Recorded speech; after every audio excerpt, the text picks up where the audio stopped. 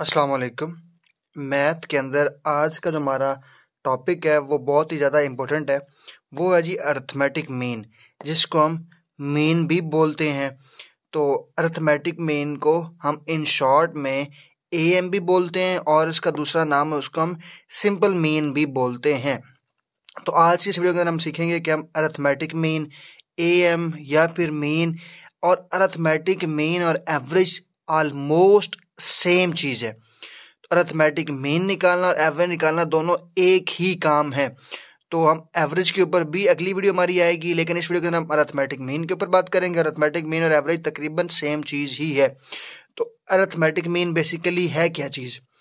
Arithmetic mean की सबसे पहले हम डेफिनेशन देख लेते हैं और उसके बाद हम इसका फार्मूला देखेंगे और इंशाल्लाह हम उसके बाद उसकी प्रैक्टिस भी करेंगे।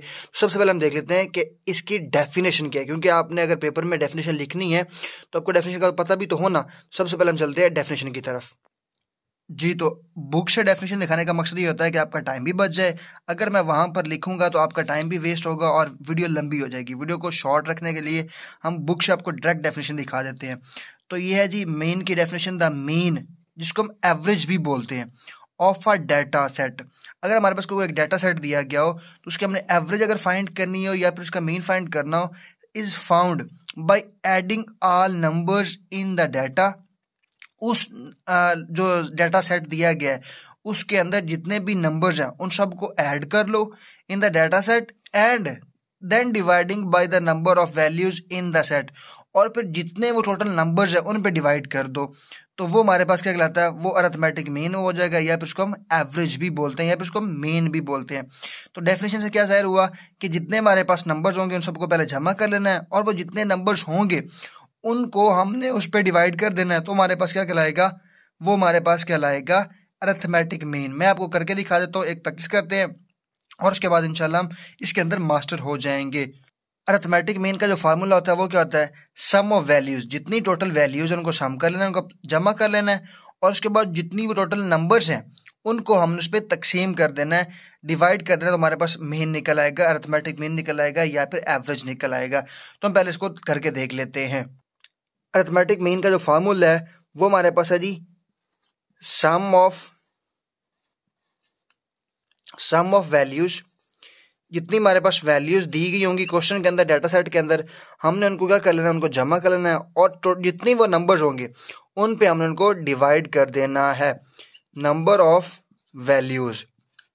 तो सबसे पहले मैं आपको क्वेश्चन करके दिखाता हूं ताकि आपको आइडिया हो जाएगा कि हमारे पास हम किस तरह से फाइंड कर सकते हैं किसी भी क्वेश्चन के मीन को। फर्ज करें हमारे पास एक डाटा सेट हमें दिया गया है और उस डाटा सेट का जो हमारे पास वैल्यूज है ना वो कुछ इस तरह से हैं। वो कह रहा है एग्जाम्पल के तौर पर, a batsman who scored the following runs in the last 10 inning. एक बैट्समैन है, उसने आखिरी 10 मैचों के अंदर ये स्कोर किए हैं। ड्यूरिंग द 1 ईयर, उस साल के अंदर उसने पहले मैच में कितने स्कोर किए हैं? 45। फिर उसने किए हैं जी 65, फिर उसने किए हैं 7, देन उसने किए हैं 10, फिर उसने किए हैं 43, फिर उसने किए हैं जी हमारे पास 35, फिर उसने किया 25, उसने किया 17, देन 78 और देन हमारे पास 91। 1 2 3 4 5 6 7 8 9 10। तो ये उसने एक साल के अंदर 10 मैच खेले हैं और उन 10 मैच के अंदर ये उसने फॉलोइंग स्कोर किए हैं और क्वेश्चन में उन्होंने कहा है कि आप इसका मीन फाइंड करो। तो मीन फाइंड करने का जो हमारे पास फार्मूला क्या है वो है जी सम ऑफ वैल्यूज। जितनी हमारे पास वैल्यूज उनको हम क्या कर लेंगे? सम कर लेंगे और जो हमारे पास नंबर ऑफ वैल्यूज उनको होंगी उन पे हम डिवाइड कर देंगे। वो कैसे करेंगे? सबसे पहले आप इन सबको सम कर लो जी। 45 प्लस 65 प्लस 7 प्लस 10 प्लस 43 आ जाएगा, प्लस हमारे पास 35 प्लस 25 प्लस 17 प्लस 78 प्लस 91। और नंबर ऑफ वैल्यूज से क्या मुराद है? टोटल नंबर ऑफ वैल्यूज कितनी है? 1 2 3 4 5 6 7 8 9 10। तो हम क्या करेंगे? 10 पे डिवाइड कर देंगे। तो अगर ऊपर वाले को हम जमा करें तो वो कितना बनेगा हमारे पास? जब हम इनको सम करेंगे तो ये जो हमारे पास आएगा 416, जिसे हम 416 भी बोलते हैं, और इसको हम डिवाइड, ये हमारे पास है अगेन 10। तो यहाँ पर अगर हम इसका आंसर देखें तो ये हमारे पास आ जाएगा जी 41.6। तो ये हमारे पास क्या आ गया, ये हमारे पास आ गया जी मीन आ गया है इस क्वेश्चन का। इसे हम मीन भी कह सकते हैं, इसे हम एवरेज भी बोल सकते हैं। तो ये हमारे पास एवरेज या फिर मीन आ गया है इस क्वेश्चन का। तो हम एक दो और एग्जांपल देख लेते हैं ताकि आपको और चीजें क्लियर हो जाएं अच्छे से। अब जो हमारे पास नेक्स्ट प्रैक्टिस के लिए एग्जांपल है, इस क्वेश्चन के अंदर हमारे पास डेसिमल्स के अंदर है, इशारिये के अंदर वैल्यूज हैं, तो हम उनका मीन कैसे निकाल सकते हैं। जो नेक्स्ट एग्जांपल आएगी वो बहुत ज़्यादा इंपॉर्टेंट है पीपीएससी एग्जाम्स के हवाले से, सीएसएस के एग्जाम्स के हवाले से, यूपीएससी एग्जाम्स के हवाले से। तो जो नेक्स्ट वैल्यूज होगी वो बहुत ज़्यादा, जो नेक्स्ट एग्जांपल मैं करवाऊंगा ना आपको, वो बहुत ज़्यादा इंपॉर्टेंट होगी। आपने वो लाजमी देखनी है ताकि आपके सारे कॉन्सेप्ट्स क्लियर हो जाएं। तो ये अगर डेसिमल्स में आपके पास वैल्यूज आ जाए तो फिर आप इसका मीन कैसे निकालेंगे। सबसे पहले जी आपने क्या करना है, आपने इन सबको प्लस कर लेना है।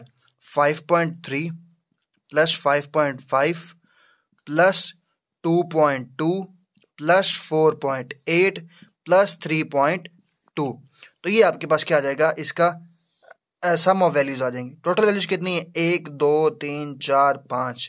तो हमारे टोटल वैल्यूज हैं 5। अगर हम ऊपर वाले को जमा करें तो ये हमारे पास कितने बन जाएंगे। अगर 5.3 को 5.5 फिर 2.2 फिर 4.8 फिर 3.2 को जमा करेंगे, कैलकुलेटर से कर लें या वैसे कर लें जमा करके, तो हमारे पास ये बन जाता है 21। अगर हम 5 पे डिवाइड करें तो ये हमारे पास क्या, इसका आंसर आ जाएगा, इसका आंसर हमारे पास आ जाएगा 4.2। तो ये हमारे पास क्या आ गया, ये हमारे पास आ गया इसका मेन वैल्यू आ गया, सिंपल। तो इसे आप एवरेज भी बोल सकते हैं, इसको आप मेन भी बोल सकते हैं। तो ये हमारे पास दूसरी एग्जांपल थी। अब हम तीसरी एग्जांपल करते हैं जो बहुत ज़्यादा इंपॉर्टेंट है आप लोगों के लिए और आपने इसको मुकम्मल तौर पर देखना है जी। तो लास्ट वन जो एग्जांपल हमारे पास है वो है जी, वो कहते हैं मरियम ने जो टेस्ट स्कोर किया ना, मरियम टेस्ट स्कोर्स आर 81 है, 93 है, 74 है एंड 95 है। What score must she get in the fifth test in the order to get a mean 85 in all 5 test. इसमें उन्होंने हमें मीन दे दिया है और उन्होंने कहा है कि 4 वैल्यूज ये हैं, 5वीं वैल्यू आप फाइंड करें कि आपके पास 85 मीन आ जाए। तो हम इसको कैसे फाइंड करेंगे ये आपको मैं अभी बता देता हूं करके। आप वीडियो पूरी देखा करें ताकि आपके पास पूरा नॉलेज आ सके, आप चीज़ों को मिस आउट ना कर सके। तुम्हारे पास मीन का फार्मूला क्या है, मीन का फार्मूला है जी सिंपल, मीन आएगा इज इक्वल टू क्या है, सम ऑफ वैल्यूज, हम सारी वैल्यूज को सम करेंगे। 81 प्लस 93 प्लस 74 प्लस 95। और उन्होंने कहा मैं कितनी वैल्यूज, 5वीं वैल्यू भी है, 5th वैल्यू भी है। वो कह रहे हैं कि आपके पास जो मीन है वो क्या है, 85 है। तो यहाँ पर हमारे पास जो मीन आएगा वो क्या आएगा, वो हमारे पास मीन की जगह पर हमारे पास आ जाएगा 85। और उन्होंने कहा कि आपके पास जो 5वीं वैल्यू है वो कौन सी आएगी कि आपके पास जो मीन है वो 85 आ जाए। तो हमारे पास यहाँ जो मीन है उसके यहाँ पर हम 85 लिख लेंगे और उसके बाद ये हमारे पास जो 5वीं वैल्यू जो अननोन है जो हमने फाइंड करनी, उसके हम क्या लिख लेंगे, x लिख लेंगे। और टोटल नंबर ऑफ वैल्यूज कितनी है, 1 2 3 4 और 5वीं जो हमने फाइंड करनी है 1 2 3 4 5, उसको हम 5 पे डिवाइड कर लेंगे। अगर आप CSS के लिए, यूपीएससी के लिए अगर आप लॉन्ग क्वेश्चन करना चाह रहे हैं 3 नंबर का या 5 नंबर का, तो फिर आप क्या करेंगे, फिर आप यहाँ पर मेन लिखेंगे, सम ऑफ वैल्यूज का फॉर्मूला लिखेंगे, divided by number of values लिखेंगे। उसके बाद आप यहाँ पर मेन की जगह पर यहाँ पर मेन लिख के मेन इक्वल 85 लिखेंगे, फिर सम ऑफ वैल्यूज अलग करेंगे और then total number of values जो है उसको अलग करेंगे और उसको फिर सिंपल ला के, यही फार्मूला ला के उसको डिवाइड करके आप इसको हल कर लेंगे। अगर हम इनको यहाँ पर सॉल्व करते हैं तो हमारे पास ये कितनी वैल्यू, क्या आंसर आएगा, ये हम फाइंड कर लेते हैं। तो सबसे पहले हम इन 4 वैल्यूज को, ये 1 2 3, इन 4 वैल्यूज को जमा कर लेते हैं और फिर हम इसको सॉल्व करते हैं। तो जब हम इनको जमा करेंगे तो हमारे पास ये 85 ऐसे ही आ जाएगा, प्लस जब हम इन चारों को जमा 81 प्लस 93 प्लस 74 प्लस 95 को जमा करेंगे तो ये हमारे पास आ जाता है 343। आप इसको सिंपल कैलकुलेटर पर भी कर सकते हैं, प्लस आप इसको वैसे भी जमा कर सकते हैं, प्लस आपके पास x आ जाएगा और डिवाइड बाय ये वाला 5, ये 5 इधर डिवाइड और जाके क्या हो जाएगा, मल्टीप्लाई। जब भी कोई ब्रैकेट के इस तरफ कोई चीज़ डिवाइड हो रही हो तो ये उस तरफ फिर जाके क्या जाती है, मल्टीप्लाई। तो ये हमारे पास आ जाएगा 85 मल्टीप्लाई बाय 5 और यहाँ पर बच जाएगा हमारे पास 343 प्लस एक्स। जब आप इन दोनों को जमा करें, इन दोनों को मल्टीप्लाई करेंगे 85 मल्टीप्लाई बाय 5 तो ये हमारे पास आ जाएगा 425 425 आ जाएगा और ये हमारे पास इस तरह रह जाएगा 343 प्लस एक्स। तो ये हमारे पास ऐसे ही रह जाएगा। तो यहाँ पर हम क्या करेंगे फिर इसको कि ये जो हमारे पास x है इसको हमने फाइंड करना है, इसको इधर ही रहने देंगे। ये जो 343 है ये इधर प्लस हो रहा है, इसको हम इधर लाके माइनस कर देंगे। तो ये हमारे पास आ जाएगा 425 425 माइनस 343 इज इक्वल टू हमारे पास आ जाएगा x। तो यहाँ पर हमारे पास जो अगर हम 425 में से 343 निकालें, 425 में से माइनस 343 करें तो ये हमारे पास आ जाएगा 82 और इसका जो हमारे पास x जो पांचवी हमारे पास वैल्यू आ गई है वो आ गई है 82। इसका मतलब क्या हुआ, उन्होंने जो हमें वैल्यूज दी गई थी 81, 93, 74, 95 और उनका जो मीन बन रहा था वो 85 बन रहा था। उन्होंने कहा था कि पांचवी वैल्यू फाइंड करें कि वो पांचवी वैल्यू कौन सी होगी कि इनका जो मीन है वो 85 बने। तो अब यहाँ पर हमारे पास जो है अगर हम यहाँ पर अगर लिखें x के यहाँ पर 82 लिखें, इन चारों वैल्यूज पांचों वैल्यूज को जमा करें और 5 पे डिवाइड करें तो हमारे पास क्या मीन आ जाएगा 85 आ जाएगा। और ये क्वेश्चन हमारे पास पेपर्स के अंदर आया भी हुआ है।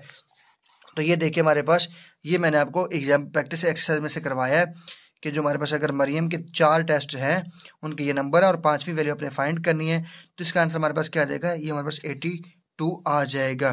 तो ये थी हमारे पास आज की वीडियो अरिथमेटिक मीन के ऊपर, एवरेज के ऊपर, मीन के ऊपर। अगर आप इसी तरह से मैथ के अंदर अगर आप एक्सपर्ट बनना चाहते हैं, अगर आप चाहते हैं कि आप CSS, PMS, UPSC, PPSC कोई भी एग्जाम क्रैक कर पाएँ, दुआ में याद रखिएगा। स्टे ट्यून और वीडियो को लाइक करें, चैनल को सब्सक्राइब कर लें। स्टे ट्यून, अल्लाह हाफिज़।